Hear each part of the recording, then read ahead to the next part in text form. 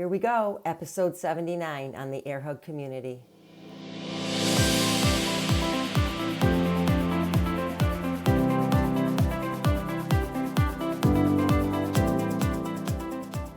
A welcome back to the Air Hug community. We are getting ready with a new episode, but just a quick intro here if it's your first time. My name is Judy Arizosa, and I'm basically the midlife mom next door turned professional bodybuilder. But really, I'm just a mom and a wife and a grandma, and this podcast was created because I wanted to share stories and experiences from myself and others who are in this midlife, messy middle part of life.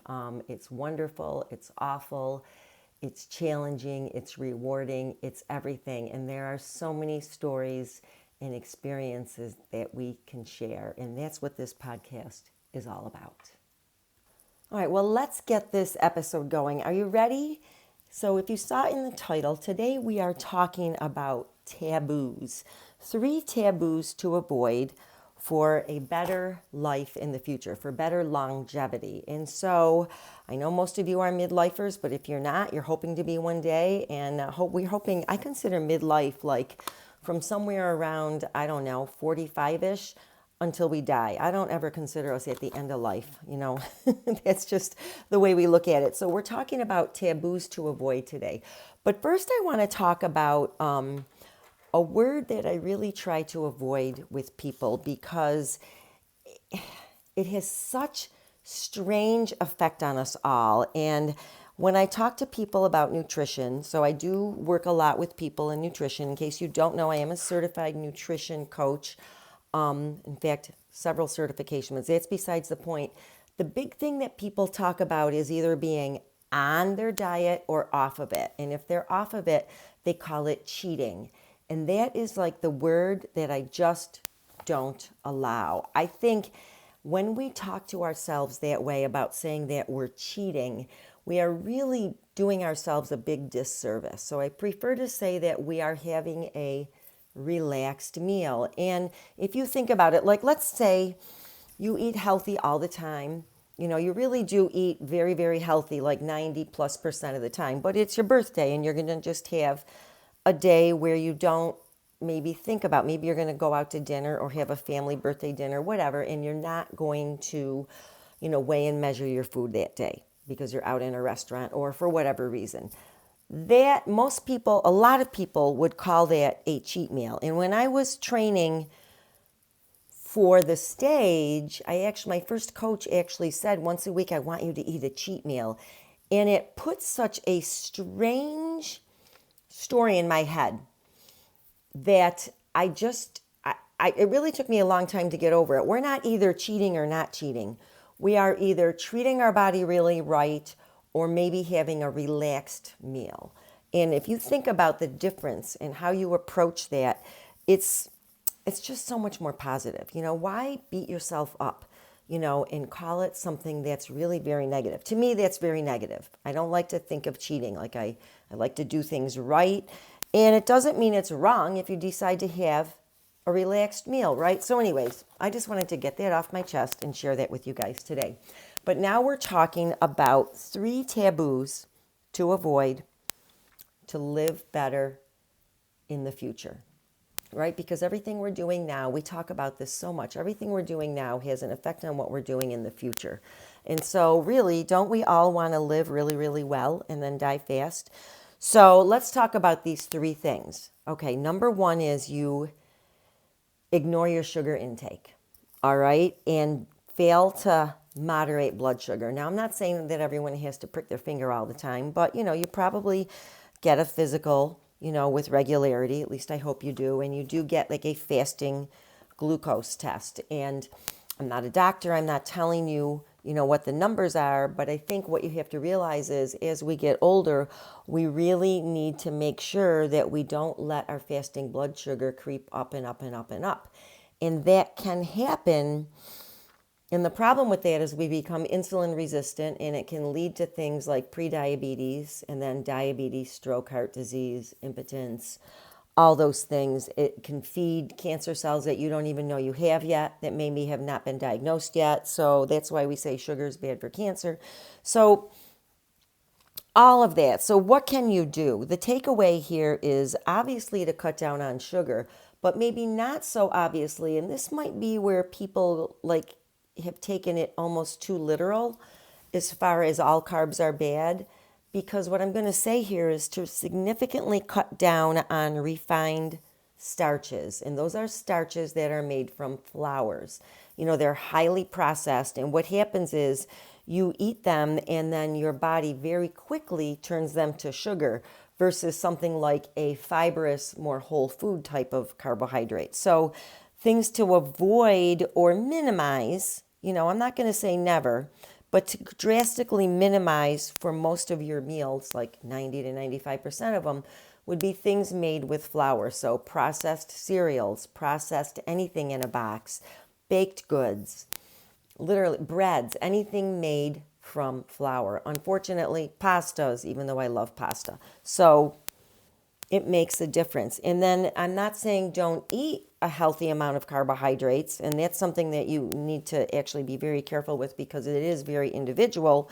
But it's not, nobody eats a zero carbohydrate or very, very low carbohydrate diet. So I just want to put that out there. But great starches that are great options, things that are whole foods, like potatoes, not potato flour muffins or bread, but potatoes. Rice that's higher in fiber than a more refined rice.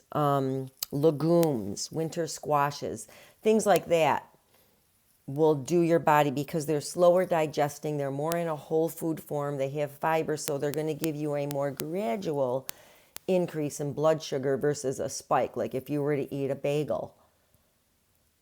Have you ever eat a bagel and you're like really full for like 30 minutes and then like 2 hours later you're starving? Because at the beginning, you digest it so fast, your blood sugar spikes, but then what happens afterward is it crashes because it's used up so fast. And then you want to do it again, and that's how cravings kind of continue. So that's number one, is ignoring your sugar intake. Number two of the 3 taboos that we're going to talk about today is you don't eat enough protein. So I can't tell you how many women tell me they struggle to eat enough protein.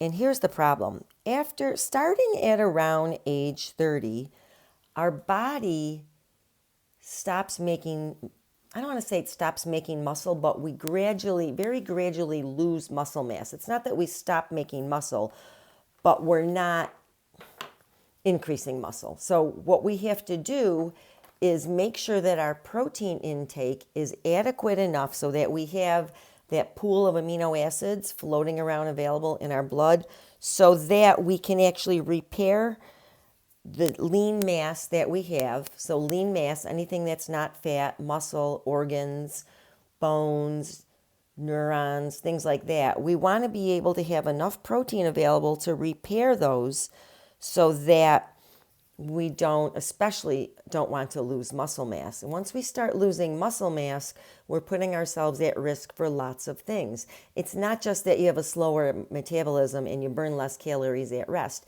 That's true. But if you don't have strong muscles, you're more at risk for losing balance. You're more at risk for falling. You're more at risk for having poor posture, which can lead to poor breathing, and so on and so on. So you really want to make sure that you're eating adequate protein so that you can hold on to your lean mass, right? So what is adequate protein? All right, so for most women, we're talking about 3 to 4 servings of 4 to 6 ounces a day. Now, I realize that's a big range. So let's talk about if you're pretty sedentary and you don't do any weight-bearing exercise, which, by the way, we'll get to that, then maybe you're on the lower end of that spectrum. But if you're pretty active and you do resistance training, 3 to 5 days a week, then you're going to be a little bit on the higher end of that because you're going to want to repair the muscles that you've worked. You want them to repair and recover. Okay, capiche? All right, number 3, since we just got onto muscles, is you neglect to do muscle sparing workouts. Or building, muscle sparing or muscle building workouts. So that's a taboo.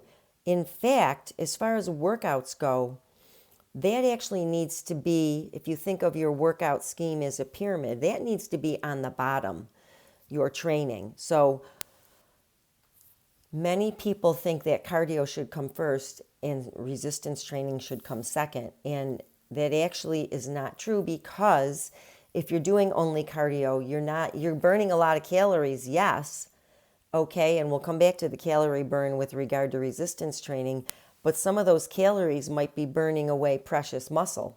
So you may be building muscle in one area, but losing it in so many other areas. So have you ever seen a long distance runner, like the elite long distance runners? They're almost emaciated in their upper body. Their lower body's strong. They might have strong quads, right? Thighs, but they might look downright like emaciated. I've seen so many people like that, and I can tell right away. I'm like, oh, they're a distance runner, and they don't do any strength training for the rest of their body. So we want to avoid that, because it's actually not such a good idea. Remember, we want to repair and regenerate lean mass, because we actually have to work at it after the age of 30. It's just part of the normal process. Part of it is because we don't make growth hormone like we do when we are teenagers and young adults. So you want to do muscle building workouts. Okay, let's interject here just for a second, because I want to talk about calories burned during resistance training. So it may look like initially you don't burn the same amount of calories or enough calories during a resistance training workout, but remember this, because your body has to work so hard to recover from the stress that you put on your muscles, you're actually going to be burning a lot more energy for several hours after the workout is done, which is not something that a cardio workout can do for you. So that's the difference. Please don't tell me that you're going to get bulky. Do you know how hard it is to get bulky? If you train your muscles and you work hard, and I've had women come to me and say, but then my jeans don't fit. That's a temporary thing. So number one, it's temporary because you may have some temporary swelling in your legs and in your glutes if you've worked really hard, and that's temporary. It will go away. It's just water. Number two, you may have some fat over your muscle, and now you've got that muscle that may be growing, but you haven't taken off fat yet. And so that's also temporary. You can go ahead and build that muscle and then work with a trainer / nutritionist / both to get into, after you've built some strong muscle, which by the way is not going to take up a lot of space on your body. But once you learn to go into a little bit of fat loss after that, you'll have muscle literally to spare. Because here's the problem. If you just go into a fat loss type of regimen without trying to maintain your muscle mass, you're going to lose muscle and fat. So anytime you try to lose fat, you're going to lose muscle and fat. But if you've got enough muscle to begin with, you can spare a little bit, right? But if you don't, you're going to end up losing both. And this is where women are like, I just want to get tone. Well, that tone word that you're talking about, you're going to end up looking more skinny fat than toned if cardio is all you're doing. You need to make sure that you don't neglect muscle building / sparing workouts. So we can actually turn this around. 3 things to work on for better longevity. Moderate your sugar intake, eat enough protein, and prioritize resistance training, strength training workouts. Got it? Okay. If you have any questions, please let me know. I'd be happy to chat about this with you further.